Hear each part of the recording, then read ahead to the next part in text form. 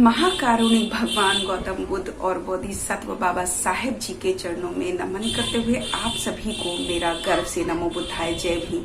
साथियों, हम बात कर रहे हैं बुद्ध और उनके धम्म की। तो आज का जो हमारा चैप्टर है वो है संघ के साथ मतभेद।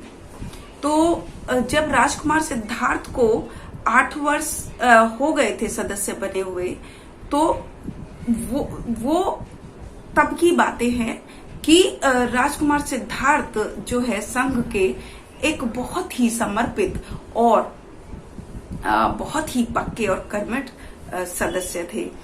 तो वो जितनी रुचि अपने निजी कामों में लेते थे, उतनी ही रुचि वो संघ के कार्यों में भी लेते थे। वो इतने कर्मठ थे कि और इतने स्वभावशाली व्यक्ति थे कि सिद्धार्थ के आचरण ही उन सबके लिए एक उदाहरण बन गया, क्योंकि जितने पक्के और जितने समर्पित सिद्धार्थ गौतम थे, उतना और कोई नहीं था। तो जब वो 28 वर्ष के हुए तो उनके एक जीवन में एक घटना घटी।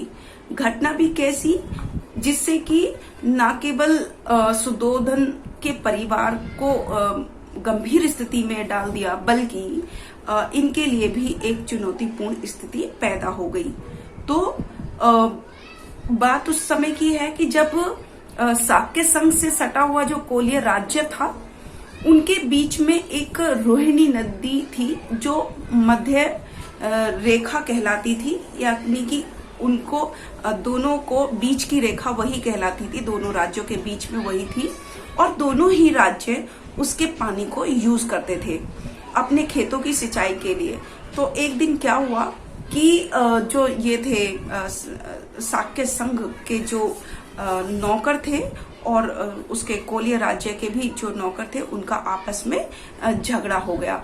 और झगड़ा भी कैसा कि जिसने लड़ाई का रूप धारण कर लिया और दोनों ही एक दूसरे को मारपीट भी जिसमें हो गई और दोनों ही घायल भी हो गए। तो जब ये बात पता चली तो जो सेनापति था, शाक्य संघ का सेनापति कहने लगा कि हर बार यही विवाद होता है, हर बार खेती में यही कि पहले कौन उसका पानी यूज करेगा, पहले कौन करेगा। तो ये बार ये विवाद होता है और विवाद जो है लड़ाई का रूप धारण कर लेता है। तो हम इसको एक ही बार में खत्म करेंगे, यानी कि युद्ध करके, और इसको एक युद्ध करके एक बार में ही इसका लड़ाई झगड़ा खत्म कर देते हैं। तो ये कह के उन्होंने राजा से बात की और सभी संघ के सदस्यों को एक अधिवेशन के रूप में सभी को दिया और सबको एक साथ बुला लिया, जो कि सभागार था। उसी में वो सभा हुई और उन्होंने कहा, जो संघ का जो सेनापति था उसने संबोधित करते हुए कहा कि बार के झगड़े से हम इसका एक ही बार में हल कर लेते हैं कि युद्ध की घोषणा कर देते हैं। और युद्ध की घोषणा करने के विरुद्ध में अगर कोई हो तो वो बोले। तो राजकुमार सिद्धार्थ खड़े हुए और उन्होंने कहा कि युद्ध कोई विकल्प नहीं है, मैं इसका विरोध करता हूँ, क्योंकि ऐसा करने से तो हम युद्ध का बीजारोपण करेंगे। क्योंकि सिद्धार्थ गौतम ने कहा कि जो जीतता है कोई ना कोई उसे भी जीतता है, जो कोई लूटता है कोई उसे भी लूटता है। तो इस तरीके से कि कोई भी जो काम करेगा उसका अल्टरनेट, यानी कि उसका दूसरा वही काम करेगा। तो ऐसा कहने से वो कहने लगे कि इसका कोई विकल्प नहीं, हमको ऐसा कोई रास्ता ढूंढना चाहिए ताकि हमको युद्ध भी ना करना पड़े, क्योंकि युद्ध अगर हम करते हैं तो दोनों ही राज्यों की क्षति होगी और दोनों ही राज्यों को उसके परिणाम भी भुगतने होंगे। तो इसलिए मैं इस युद्ध का विरोध करता हूँ। लेकिन सेनापति ने कहा कि ऐसा बिल्कुल भी नहीं है और ये सिर्फ युद्ध के कारण ही हम इसको अपना सकते हैं, जीत सकते हैं।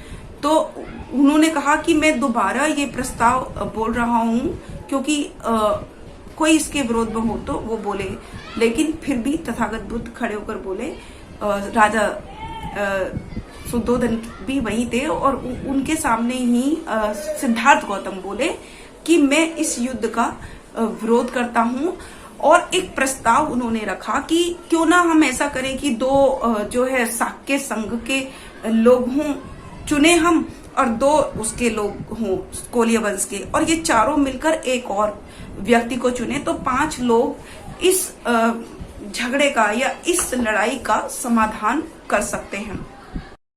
सिद्धार्थ का प्रस्ताव पारित हो गया, और लेकिन सेनापति ने इसका बड़ा विरोध किया और कहा कि जब तक कोलियर राज्य के लोगों को दंड नहीं दिया जाएगा वो अपनी आदतों से बाज नहीं आएगा। अब सिद्धार्थ के संशोधन के प्रस्ताव पर और सेनापति के प्रस्ताव पर मत मांगना आवश्यक हो गया।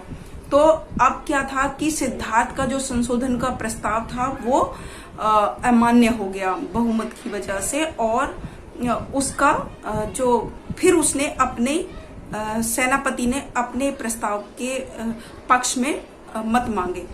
अब इससे फिर से उन्होंने कहा कि किसी को विरोध हो तो, लेकिन सिद्धार्थ गौतम इसके विरोध में फिर से खड़े हुए और उन्होंने कहा कि मैं नर्म निवेदन करता हूं संघ के लोगों से कि इस प्रस्ताव को पारित ना किया जाए, क्योंकि कोलिय और शाक्य दोनों संबंधी हैं और दोनों की ये बुद्धिमानी नहीं हो सकती कि वो एक दूसरे को बर्बाद करें। तो इस पर सेनापति जो है बहुत भड़क गया और उन्होंने कहा कि बलि कर्म ब्राह्मणों का काम है, क्षत्रियों का काम लड़ना है और वैश्यों का काम व्यापार करना है और शूद्रों का काम जो है सेवा करना है। इसीलिए अगर इसके राज्य के हित अगर है, यदि अगर हमको राज्य का हित चाहना है तो अपने सगे संबंधियों से, यहाँ तक कि अपने भाई से भी लड़ना होगा। तो इस तरीके से लेकिन फिर भी सिद्धार्थ गौतम इसके विरोध में ही रहे। उन्होंने कहा कि ये जो है लड़ना क्षत्रियों का धर्म है। तो सिद्धार्थ गौतम ने कहा कि मुझे ऐसा लगता है कि धर्म जो है बैर से बैर करना नहीं सिखाता, बल्कि सदाचार और अच्छे से जीवन को बिताना ही और सदाचार से जीना ही धर्म है।